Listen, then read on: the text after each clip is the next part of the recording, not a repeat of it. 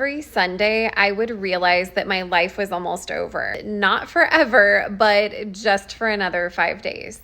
I used to literally live for the weekends. Friday morning, I would wake up feeling relieved and thinking, thank goodness, we finally made it. And then Saturday would fly by. And before I knew it, I would wake up Sunday morning and that feeling would hit me. That tight feeling in my stomach, because I knew what was coming. I knew that it was going to be another week of back-to-back meetings, of rushing the kids out the door, of cooking dinner, packing lunches, working after bedtime. And then I would spend the entire week counting down to Friday just so I could do it all over again. And looking back, that is what makes me the saddest. I wasn't living my life. I was literally measuring it in weekends. And now I don't think about weekends versus weekdays at all anymore. I work because I get excited to get up and be able to do it every day. I take my kids to the pool or the zoo on a Tuesday just because we feel like it.